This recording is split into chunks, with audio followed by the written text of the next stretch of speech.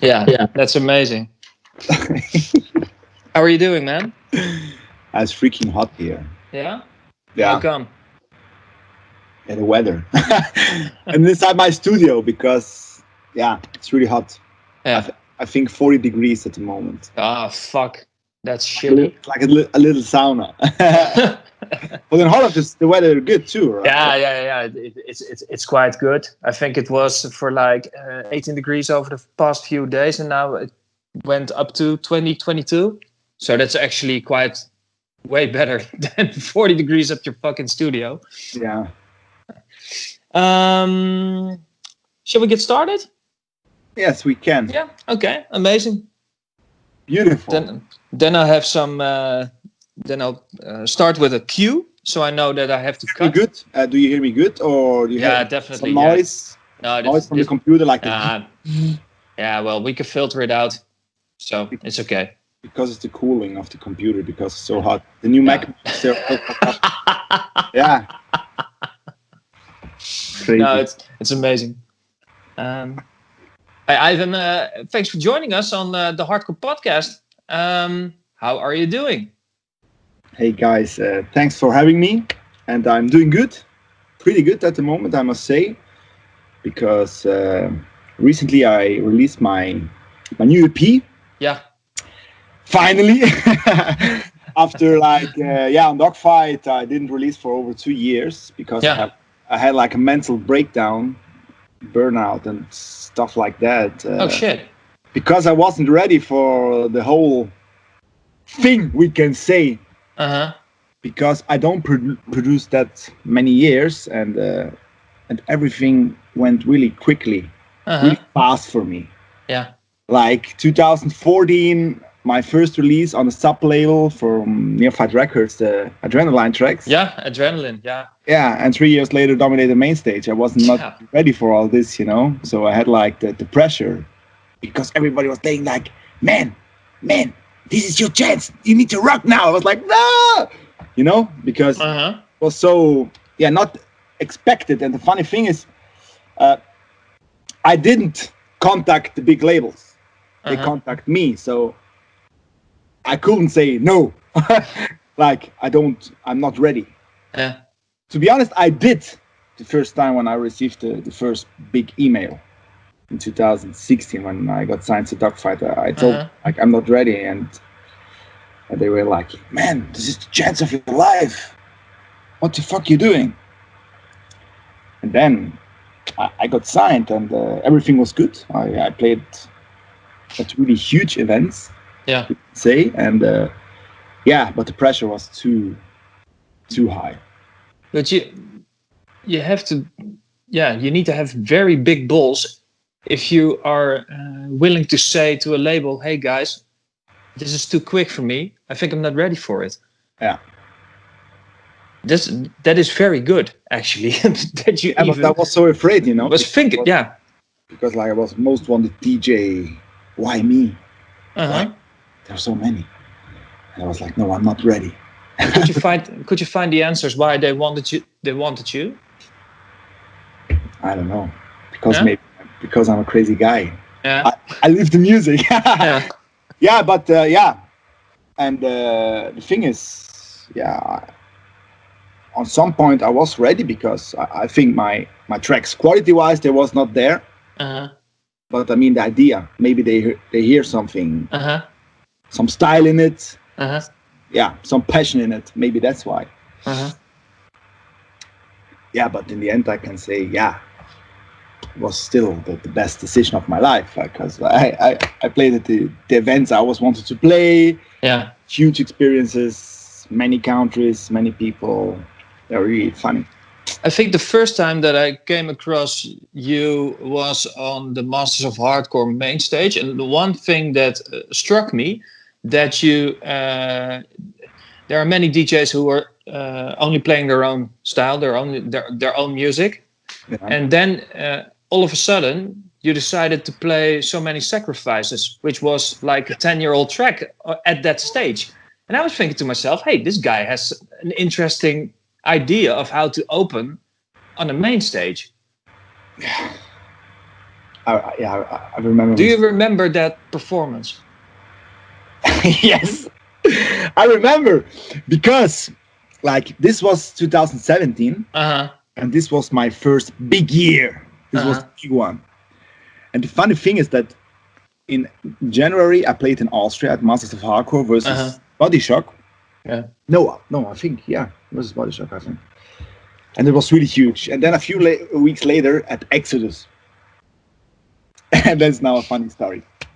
Like in the last 10 years, I always felt really tired, really tired. Mm-hmm.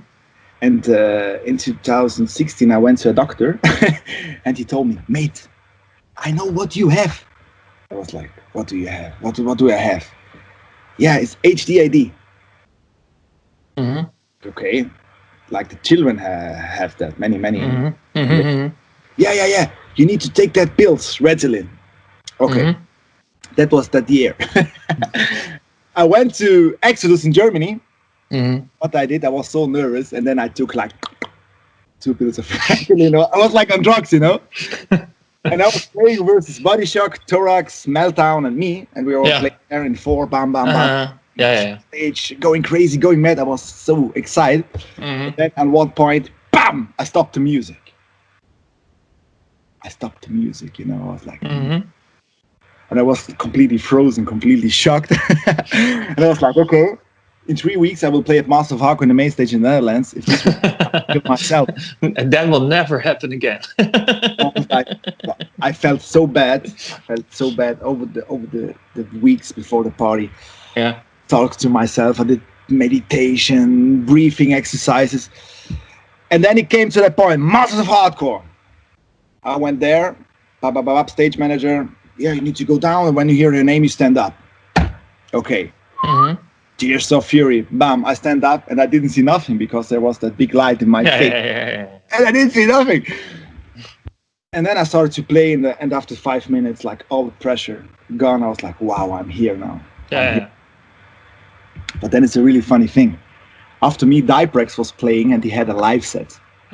So he had to put in the cables for his performance. And what happened, like you can hear that also in the live set. At one point, he comes close to my CDJ, and for mistake, he put like in reverse the track, like I was like, no.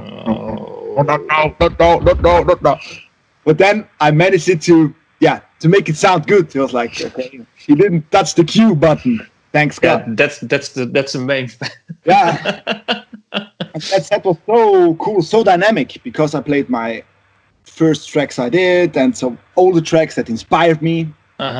Like so many sacrifices I had. Goosebumps all over my body, and I also have it now if I think on it. Yeah, the funny thing is that at the end of the set, they put on all the light, like I was like, whoa, it's so big. Yeah. Huge. What's it like to perform at a club? Nah, you could not call it a club edition, but especially not the Austrian. So many big events in such short matter of time in 2017, like you just told. You had your first release on Adrenaline Tracks in 2014. Then you got your move, and then all of a sudden, you're all over the place. Yeah. But that's the thing that then people expect for something for you. You're right. Also the labels. But I wasn't there, as I said, mentally and also quality-wise, because you can have the best sample packs, you can have the best kicks from the player, from Angerfist, from Mad Dog. But if you don't hear what's going on in the music, you will never manage it to mix it good, to make it sound good. Also, if you have the best samples, because your hearing needs to come on a point where you say, okay, now it sounds good. It's like many people say, yeah, he's playing with sync. I don't play with sync, but many people DJ is playing with sync. But if the DJ doesn't know when to put the track, what time, it doesn't matter if you're playing in sync or you just need to hear it, and that's the same as a producer. You can have the best stuff, but it takes fucking years. It takes so many years. And I remember when Filippo, Mad Dog, told me, like, I told him, man, you hear my new kick? And he told me, man, it takes years to make a good kick. Also for you. I was like, no, seriously? And that's really, frustrating, we can say. And I can say that now slowly my kicks sound better. But it's still a long road. I think it's very good that you're this open as a producer, because a lot of guys, as an artist, as a person, because a lot of guys are always taking things to the next step. I want to make I'm improving myself track by track. And then there's this guy who actually says, I got signed in 2016 and I actually wasn't ready for it. And now 3 up to 4 years later, I'm getting at the point where I want to be music-wise. Yeah. Really? Yeah, but I'm still not there. No. But thank you for being that open. I think a lot of people don't have the balls to put it like that. So, can I tell you something? Yeah, definitely. I think it's good to be open, but because I learned one thing, that many producers, they struggle with themselves.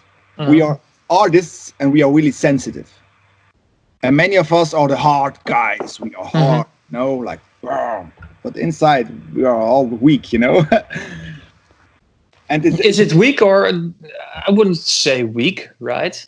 But because many are showing the strong side, but inside we have really to fight for something, And to be always the hard guy doesn't help you. So it's better to be open and I think a man, if he says he has like I'm not good to making a screech, I think that's more powerful to say like I'm the best at making screeches, but in the end you are, I think that's more. Would you say that you're your biggest critic yourself?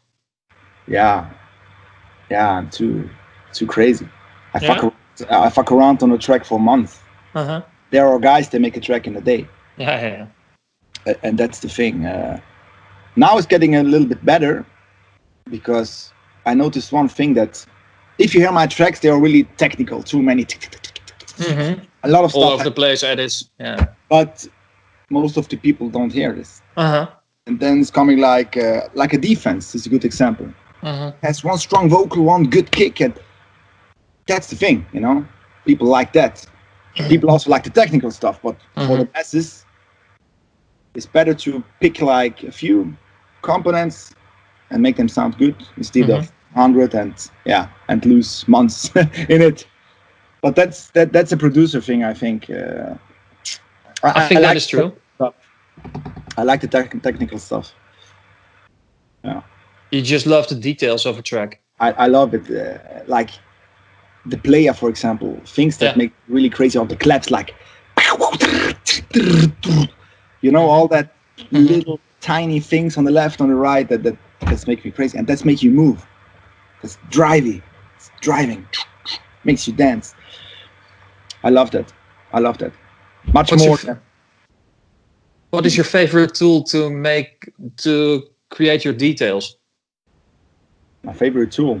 Yeah, like your most favorite VST, or I can imagine, because I know that the Stutter 2 just came out. Maybe. The funny thing is, the Stutter 2, I've got that from Ragnarok. Yeah, it's beautiful. That's a nice thing. But for details, I do a lot in audio. Like I record it and I cut it. Yeah. But I rearrange. I always change. Yeah, I don't have one VST. Maybe that's a problem too as a producer, because you need to find your right stuff, like synth. Because if you have one good synth and you can use this synth, you can do everything. But then Serum, then I use Spire, then I use Virus, Silent, blah. Yeah, that's a bit of a thing, but it takes years, as I said before, and sooner or later it will come. So how do you start with a new track? Like default screen, or do you have a template? No, I don't think you have a template. No. So many producers do, like they take an old track and start from that one, but no, maybe I should do too. But I always start from zero. And how was that like with the brief EP that just has been put out? Yeah, the breath should be. Yeah, that's crazy. Like I did the melody of that track, of the main track, in 2014. Oh, really? Yeah. And I was like, one day I will use that melody. One day I will use it because it has something. You have a folder with MIDI files and yeah. And 99% of them are shit, and I have to listen them all. But there was that melody, and last year I had like a chat with a really big fan of mine. Justin. And what? Justin. No, not Justin. She was a girl. Yeah. And I showed her some melodies, and it was like, which melody do you like? And then she picked that melody, and I started to arrange something, and then I stopped. And this year, my aunt, she died on cancer. Oh, condolences. Thank you, man. And I started again to work on that track, and it wasn't me, it was she. I don't know.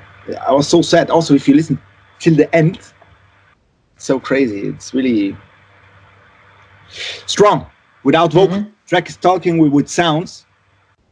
And the funny thing is also like Anger Fist and Ophidian. Like 2 days ago, I got a message on my phone, Dani Anger Fist. I was like, whoa, what I did wrong. Open. Man, the track is really sick, really detailed, really classy. I was like, wow, I was waiting for this all my life. And also Ophidian sent me on YouTube the message. I was like, wow, now I did something right. Finally, I get some positive comments from the biggest artists, from my idols, we can say. Am I getting too personal if I ask if a breath refers to your aunt? Yeah. It was like a dedication for her. Yeah. And the funny thing is the last day she was alive, she called me, and I knew myself, okay, now it's over. And I was so sad, and I did the other track. I did like a synthwave track, the 80-year style. It's the first time in my life that I tried to do something like this, and I finished it in 3 hours. And I must say, it's really a nice track. It's really a cool track. And she also heard it, and a few hours later, she died. Yeah, it's crazy. That is moving, man. Yeah, and always when I listen to the brief track, I like it, but I don't feel that comfortable. Strange. Is it because of the story that's... Yeah, because it's a long story, the whole track. Like 2014, I made the melody. 2019, a big fan of mine chose exactly that melody. 2020, I do it for my aunt. Then I get feedback from positive comments from Ophidian and Anger Fist. I was like, I had to do that track, you know. It's really funny. It's on one side. It was also fun to do that track because I finished the track. It was finished, and my doc told me, yeah, it's really cool. And then he told me the last day when I was finished, like, man, put it from A in G. I was like, man, 120 channels in audio, putting it in G. It was like, man, you spent like months now on the track, and now you will give up for a few hours working on it, putting it in the G. It was like, man, I never did this. Try. And in 2 hours, I made everything, and it sounded much better. Really, hardcore. What's it like to have a mentor like Filippo? Mentor, to be honest, Filippo is doing a really great job. I hated him for that. No, because he's not like... there's one thing, like years ago, when you hear a track, he was like, okay, I can hear this track is made in Trackstorm. This is a Trackstorm track. This is a Neophyte Records track. This is an Enzyme track. Because there was always somebody helping them in the studio to finish. On one side it's good, on the other side, I don't know. And Filippo is not the guy that is like, okay, let's have a Skype session or whatever and let's fix it together. If something is wrong, like the kick's shit, or it could be louder, and that's it, you know. He doesn't touch tracks, and that's good. On one side, the process is much longer to finish, because years ago in Trackstorm, every artist went there to Max in the studio. Yeah. And they finished the track together, they mixed it, in Dogfight, it isn't like this. Like when I did my last EP like 2 years ago, because I only had 4 tracks before on Dogfight, and I was like, "Hey Filippo, can I send you the stamps for the mastering?" He was like, "No. Mastering in Dogfight, everybody should master the tracks by his own." I was like, "What? I never did that. Try, man." And then I tried like the laser beam track, and it's powerful. I don't know how I did it, but that track is really, it's not bad for my first master. And when I play it, still it works, it's punchy. And then I started to do it by my own. On one side, it's hard. I was like, "Fuck you, man," you know. I don't know nothing, and you say me that. But on the other side, he's doing a good job.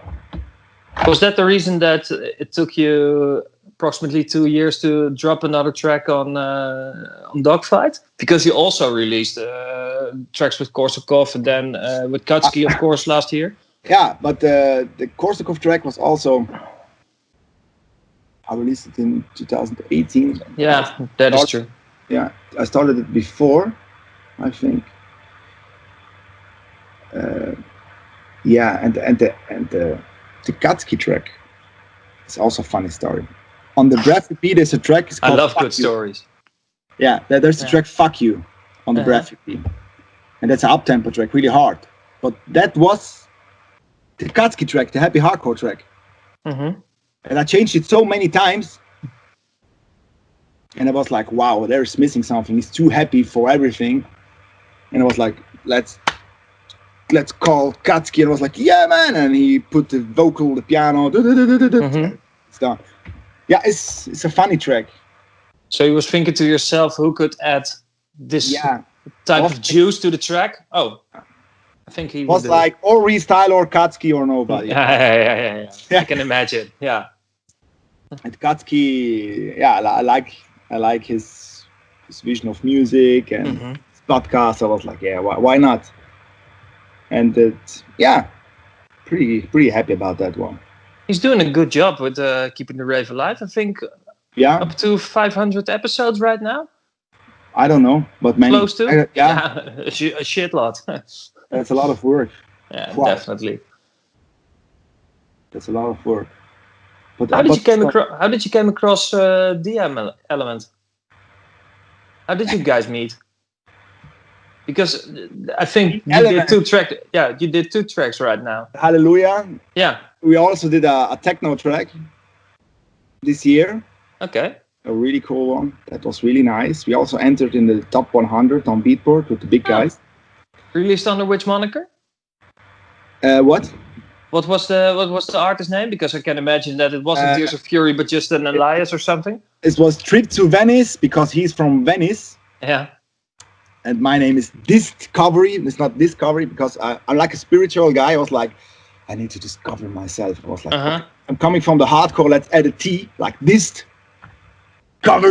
Yeah. And the track is called Train because, like, I was on the toilet and he sent me like the best idea is always a pop-up at the toilet. Now it's coming all together. When I was with you in the car after Dominator, I heard for the first time Enrico San Giuliano.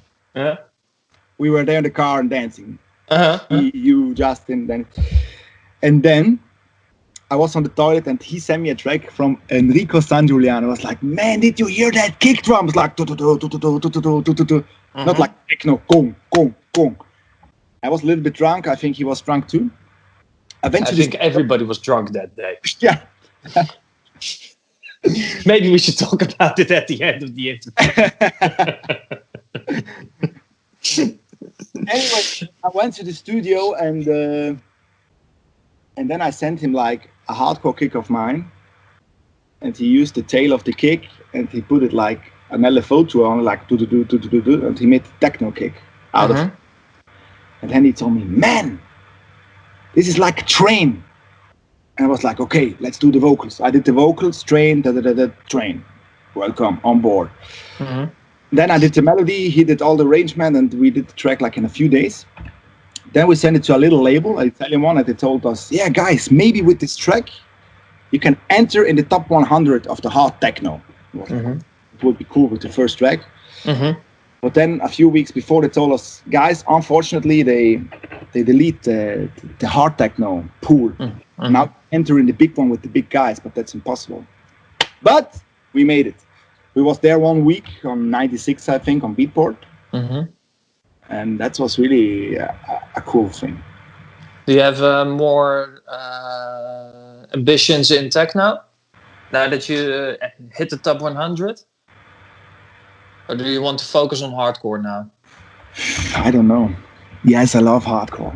But I would like to do many styles now, because I learned one thing: if you focus too much on one stuff, and if you're blocked, you will be fucked. But now, if I'm blocked, I do another style, and then I get again inspiration, and then I go back to the hardcore. And like before this interview now, I finished my first ambient track, Dark. Oh, hey, that's good. Dark, it's like in a horror movie, like, but I like it.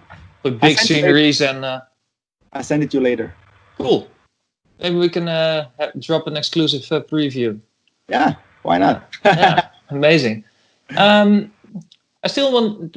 want to get back to the Breath EP, because Alex was raving enthusiastic about you on last month's show, that you guys had such a good time. How was the process for you for Face Puncher? Not good. No?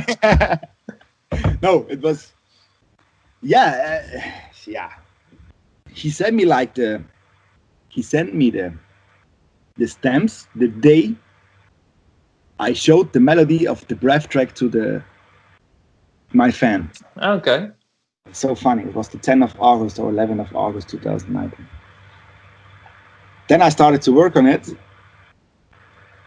and it was nice, but I had that was the hardest time of my life, because last year I did like a meditation camp. 10 days, no talking, no nothing. I was completely fucked. And when I came back, I had to work on myself, and I completely lost myself. I was like, Alex, this track is shit, this is so shit, and blah, blah, blah, you know? And then when I finished the P, I was like, let's send it again to Filippo, because I already sent it to Dogfight last year, and they was really happy with it. And now he told me, man, it's really cool. Just change the vocal. Because we all have a track with this vocal, and then I did the vocals for the Face Puncher, that's me. I was like, Alex, now we do it. Now we do it.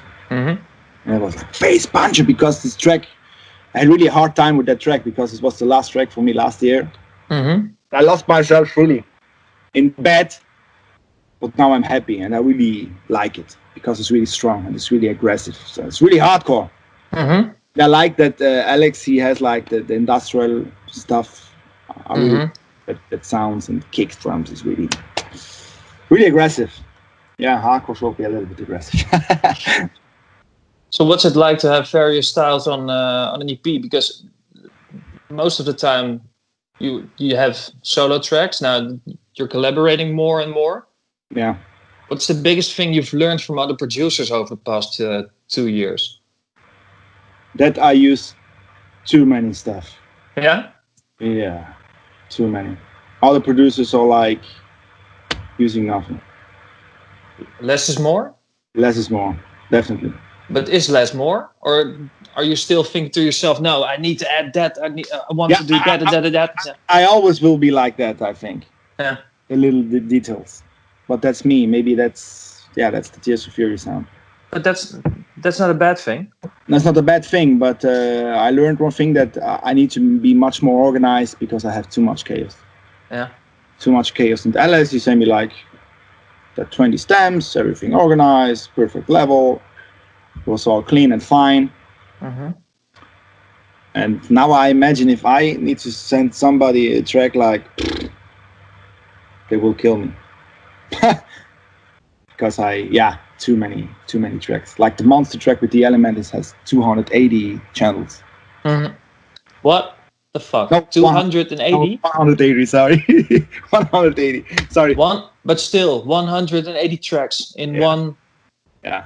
Jesus fucking Christ. Yeah, and the Breath is 120. and yeah. Holy fuck! Yeah, that's a lot, man. And the problem is the computer. It always blocks them. At the end of my tracks, I always come to the point I kill myself because the CPU it goes over. Total overdrive. And the funny thing is, last year I bought that beautiful MacBook for €4,000, and it's so shit. It's so bad. It's so bad and so much money, man. It's crazy, unbelievable. But I'm a Mac user. I love the OS 6, but yeah, I don't know what to do now. Ordering a Hackintosh. Predator, he has a Hackintosh. Yeah. Fighters, I think, and Furion. So I don't know, but I like the laptop because when I'm in the bed, I can do music. When I'm on the couch, I can do music. With the tower, you always need to be in the studio. Studio is not always the creative point. Yeah. Especially not when it's 40 degrees up in the studio at the moment. Yeah, and that's like since 2 weeks that I didn't do music. Today I started with that ambient thing. It's too hot, especially in the summer. Normal people at my age, they go out with chicks and drink some beer. Yeah, but that's the part of the job, man. That's Can I ask you something personal again? Because if you have so much detail, so much elements in your music, I think it's a reflection of what's happening in between your ears as well, right? Because of the ADHD. Yeah, but I don't believe in ADHD because the doctor that looked at me one time. Okay. And then I took that Ritalin, you know. And they told me one thing: if you feel something like you have, like being on drugs, and you don't have that ADHD. And what happened? I felt like I'm on speed or something. It was no. And then I stopped immediately because that was not. I went one time to that doctor. I was like, "Yeah, I know exactly what you have." What? After one time talking to me for 30 minutes because I'm tired. Yeah. And I understand why I'm tired because my whole past, you know, to fix. Yeah. Is that one of the reasons why you went into retreat last year for 10 days? Yes. Because I was never happy with myself. Like many people are not happy with themselves.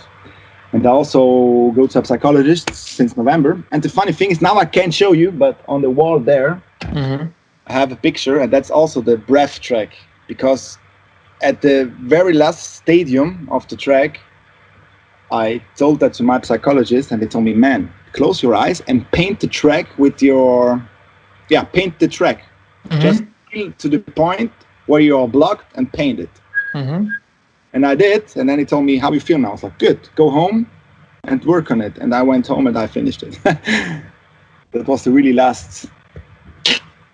It's all in the brain, it's all in the head, all our blocks, the ego.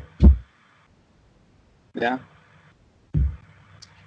It's one of the few moments in my career as an interviewer, as a journalist, that I actually sometimes don't have anything to say. I'm like, holy shit, what a story. That's a good thing. Thank you for being that open. But now that you feel better and let the past be the past and everything that happened, okay, well, fuck it. What's going on at the moment? Music-wise, how's life in the studio now? Yeah, the live. Except from hot. Yeah, it's hot. And 2 weeks ago I released 3 weeks ago I released my EP. I was like, okay. And now I told to myself, man, now you can't wait other 2 years to release music. So now I have already a few setups here. A collaboration with Predator. It's almost done. That's a good thing. Also a bad story. Like last year, I started that also last year. I sent it to Filippo, and he told me, man, because I didn't talk to Filippo like for over a year, and then I sent it to him, and he told me, man, did you hear that kicks? I was like, yeah, what's wrong? This is nothing. And I was in the middle of the city, and I started to cry. I was like, wow. For the first time in my life, at 29, year-old man like cry like because I exploded, you know. I completely went crazy. I was like, wow, what the fuck I'm doing wrong, you know? Because I never analyzed the spectrum analyzer. I just did everything with my ears. A bad sitting position in the studio, you know. Just tired and fucked. And that track is a nice track. But at that point was so bad, and now I restart to work on it, and now it's pretty strong, because now I was like, I hear everything different. I hear it different, and now I was like, okay, kick, let's fix there, let's fix a little bit there, blah blah blah, and in 2 hours was done. Is it because you feel liberated in your head, in your ears as well? Yeah, because when I did the retreat, there was like 10 days no music, no TV, no mobile, nothing. I went out the retreat place there, and I listened to the music, and it sounded different to me. I can imagine. It sounded a little bit different to me. And of course... What was the biggest difference? In the music, the sounds.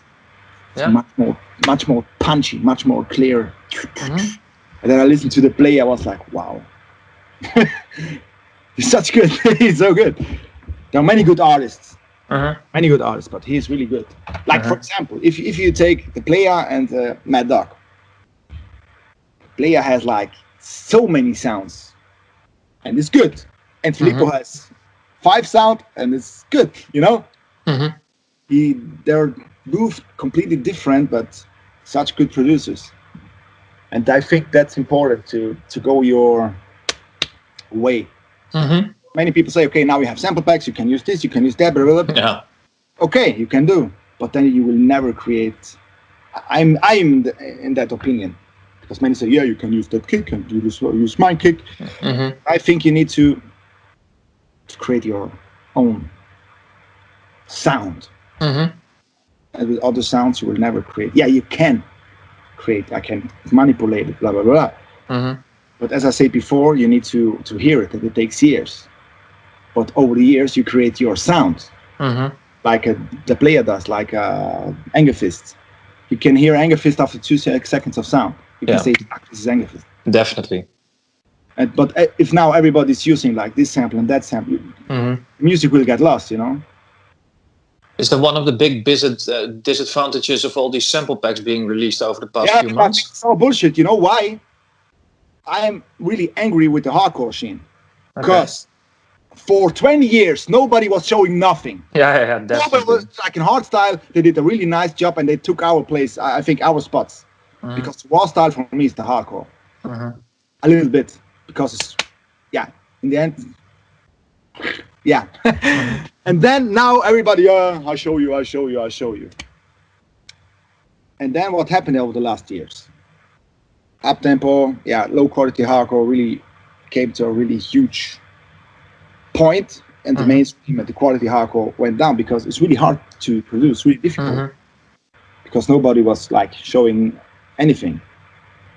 So you had the guys with experience, with 20 years experience. Of course, they knew what they do. But the little guy, it was not easy to do like a mainstream track. And now everybody's showing, and I was like, okay. So maybe next year we have like 500 new hardcore producers. Let's hope, but maybe not. Or maybe we have 500 that sound the same. I don't know. That could also be, but it's like. Did you hear something that inspired you from these packs? I think you checked them out, right? Like everybody did. I saw something of the Never Surrender. That's good. I think that's a good thing. I think he's a really good producer, a good explainer. Yeah, and the good thing is that he actually shows what he's doing. And he's young. Yeah, he's young. Yeah. Why he does? I can say why he does this. He's pushing his concurrents on one side, you know. But he's young and still doing it. It's really good. But over the last 20 years, who did the tutorial? Alpine did one. The kick tutorial and the accelerator 10 years ago. That was it. Stop. Yeah, I think Promo did a series of Or maybe Pro a tutorials. little bit, but that's recently. Yeah. Yeah. 2017 maybe, 16. 17. Yeah, 16, 17. Yeah. Yeah, And but then all of a sudden, I think Neophyte dropped his pack with Fragment Audio year and a half ago. that was a pack, but no tutorial, no That is showing true. how to do it. That is true. So for maybe 10 years, there was 2 hardcore tutorials. Yeah. That's ridiculous. Yeah. That's really sad. Yeah.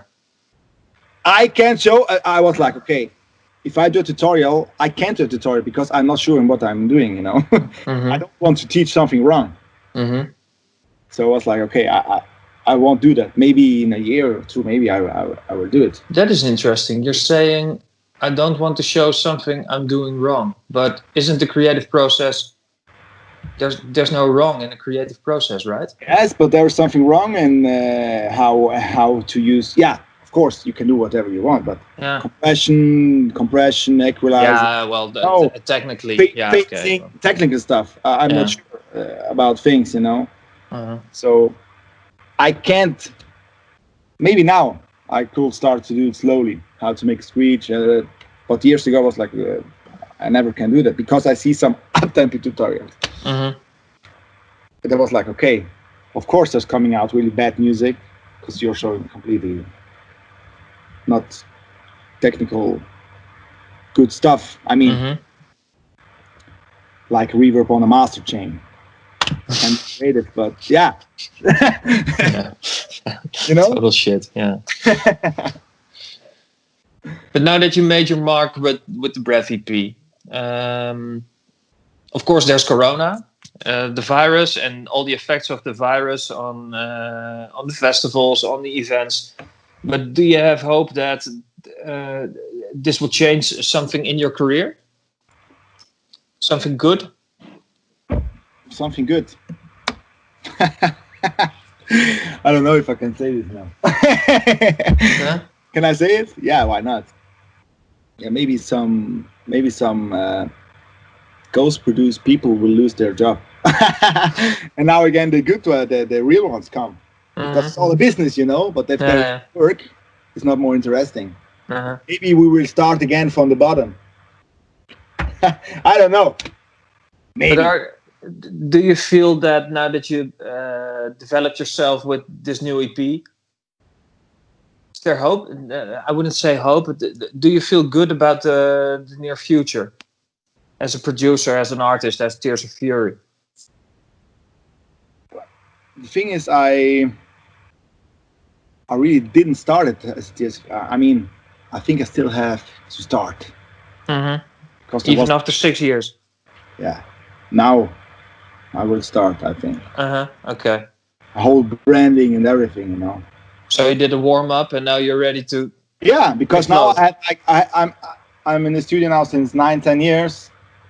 For the first 4 or 5 years, you look at the screen and it was like, okay, what the fuck you doing, Then I had like 5 years of nice events. I meet many good people, also many people, and that's also rewarding on myself, like. Because it's a music business, and where business is always, attention. When business comes around, there are shitty people as well. Yeah. Always. But I think in every sector. Yeah. And now I did many mistakes, but I did also many good things on myself, and now I learned from it. And I think you need to fall sometimes in life. And then stand up again, But the thing is, like, to be always working, continuously working, and good things will come. Have you set new goals now that you dropped this EP? I will quit my job. Yeah. Yes, I will move or to Germany or to the Netherlands next year. Okay, that's a good thing. Because I think the people at home don't know. Tell us something more about the hours of travel that you have to make when you have to perform on an event like Masters of Hardcore or Dominator. From door to the event, how many hours? Sometimes 8 to 10 hours. Yeah. It's like going to America. because I'm living in the paradise, Mm-hmm. but there is no airport. Yeah. In the winter, it's good because then I can go to Austria, to Innsbruck, and there's direct flight to Amsterdam. But it's 2 hours going there, 1 hour waiting, 2 hours fly. It's always 5-6 hours, but that's okay. But 10 hours, and especially if you have a job during the week, and then you're coming home like on Sunday evening or at night, and then you need to wake up Monday, because it's not like you go to the event then you can fly home. You need to wait, fucking fly. So I definitely need to change. No, I will change. That's my decision. I told to my boss, like, okay, in December I will quit this job, and maybe I go to South America for a few months. Maybe that's the plan. I could really recommend that. You've been there? Yeah. Beautiful. Where have you been? Like just Colombia, but the scenery and the nature and the people over there, amazing. And a lot of people have been trekking around for like 3 up to 4 months, all the way up and all the way down. Yeah, I think a lot of people would love it. If I'm listening to you and the way you're talking, I think you will love it in South America. Okay. Yeah. How many weeks or months you've been there? Just 3 weeks, but well, life changing. Yeah, definitely. Yeah. But I think that's all the time with traveling. You always get new experiences from traveling to other countries or other cultures. Where same goes with some countries in Asia, like Myanmar or even South Africa. You know, of course you have Cape Town, but then you have these smaller towns, and it always makes you feel very humble. And then you get back to reality in Europe, and you're thinking to yourself, what the fuck have I been doing? Why do I bother about all these shitty things? But but I can imagine that, because in the last 10 years I did one real holiday of 15 days. I was always working, or in the last 5 years many times I was playing, so I never could have like a real holiday. I was like, but and maybe that's why I had a completely mental breakdown too, because I never rest, you know. And also after 8 hours of office, you go to the studio, and then you're in the studio till 2 a.m, and at 7 you need to wake up again. That's no life, man.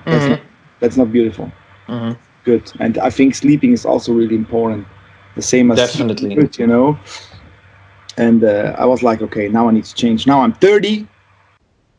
So I'm still in time to do something. You definitely have a shitload of time. Yeah. And there's so many beautiful places to check out in the world that I definitely recommend that you can, just go and enjoy yourself. Beautiful. Yeah, I will do. Yeah, and after that, then I will, probably go to Germany or Holland. Cool. Where the music plays. Yeah. Yeah, well, and maybe the event will be back in 2021. So that's an interesting move. Yeah, that's a good thing. And then move your studio as well and everything. Quite a life-changing experience, I can imagine. Yeah, of course it will be a little bit difficult, or how can you say? A good thing is that I speak German, so I can understand a little bit of Dutch, and you know, like if I would like, goedemiddag. Goedemiddag. Yeah. But that's already something, you know. If I would be from Sicily or Sardinia, or, you know, that places, and I would go there without speaking and understanding nothing, I think that's much more a challenge. So maybe that's a good point, the language thing. Speak 3-4 languages, and What else is there in the next 6 months of 2020? New music? Yeah, I'm doing a lot of new experiments with other genres. Yeah, the ambient thing. I would like now to focus a lot on that. That's my I think also if I move there next year, it would be nice to have like a little income with other genres, you know, like a little bit €20 with the techno and €30 with the ambient and 50 it's always a little help Uh-huh. as an artist, and financially too. Mm-hmm. So yeah, that's it. Thank you so much for being this open, and maybe I hope that some guys get inspired by your story, like open up yourself and I know you learn from everything. I'm learning from, and being open. Sometimes I can say many people will use it then against you. Yeah, that's why I think it's very powerful that you within just a few minutes in this interview you opened up, and I think it's very powerful. And thank you for but that. I think as an artist you are doing art, so in another job many people can use it against you. But here in creating music, I'm my own boss, It's your own process. That is true. Process, so nobody can use it against me, and I only can learn from it and grow with it and make it better, inspire others. I hope. Yeah, man. That's it. Thank you so much for joining us on the Hardcore Podcast. It's been a blast. Thanks for having me. And we're looking forward to hear from you in the next few months. And I'm wishing you all the best for the near future and everything that's coming after that. Same, man. Thank you. Thank you. Hardcore for life. That's it. Ciao, man. Ciao. Bye.